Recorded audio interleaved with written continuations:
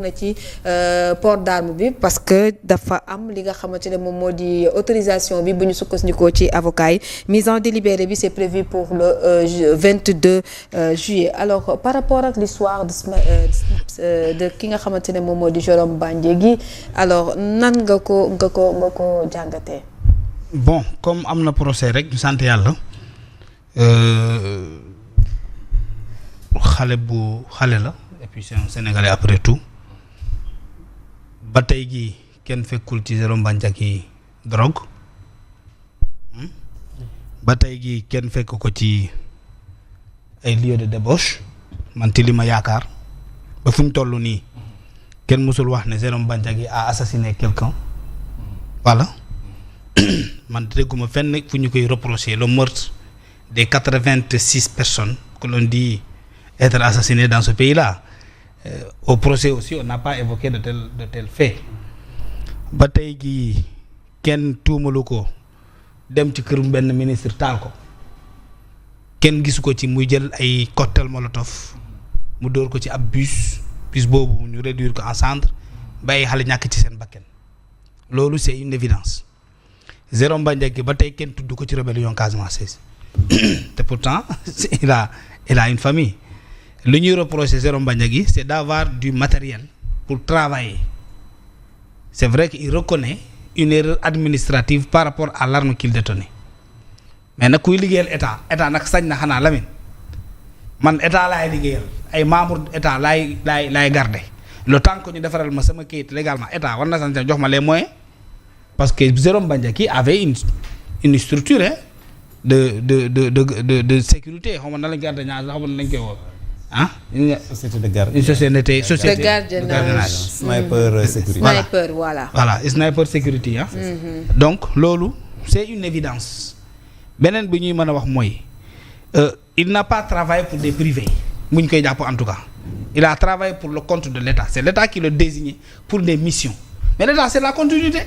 Oui. L'État c'est la continuité c'est l'État qui doit se faire un procès lui-même ci li ma yaakaar man wala la l'État am na ko fi wax ne l'État c'est les acquis et les passifs. Bien sûr. Quand l'État recrute quelqu'un dans le cadre d'une mission précise état boobu bu ñëwee tu mets terme à la mission ou bien tu corriges des imperfections man j'aurais accepté qu'on arrête Jérôme Bandiaky ñu naan ko sëñ bi am na bu ñu la jox ne état moo la ko jox tu l'as utilisé pour une mission que l'État ne t'a pas confiée sama analyse bopp la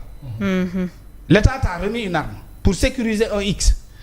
est-ce que dans le cadre de cette mission-là tu as utilisé l'arme est-ce que fi nga ko utiliser war na jar na ko wala jaru ko est-ce que c'était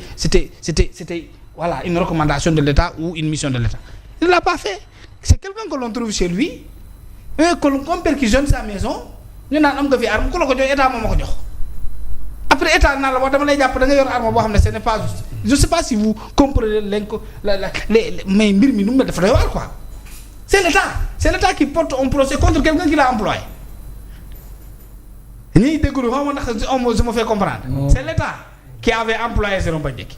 dans le cadre des missions de sécurisation de quelqu'un. Des autorités de l'État. État yëkkati arme jox ko moom loolu la wax y a eu des erreurs administratives peut-être ak yu mel noonu état ñëw naa la léegi man état maa la joxoon arme bi jotuma la jox kayit mais léegi dama lay àtte ci loolu détention illégale d'arme quand même. Ça n'a pas de sens. Ça n'a pas de sens. Récupérer l'arme et puis c'est fini état bi la ko joxoon dem na ñun ñoo ñëwaat on récupère l'arme lu ñu la dénkoon au nom de l'État on le récupère l'État est utilisé pour telle et telle autre mission on n'a plus besoin de toi nga bàyyi mu dem jarul procès Alassane parce que déjà pour yenn ci avocats yi nga xamante ne ñoom ñoo toogoon foofu jàpp nañ ne même ñi nga xamante ne ñoom ñoo ko accusé woon ci mbiru ne dañ koo gis képp muy recruter loolu ñoom weddi nañ ko tey jii ci biir fi nga xamante ne moom moo di ci procès bi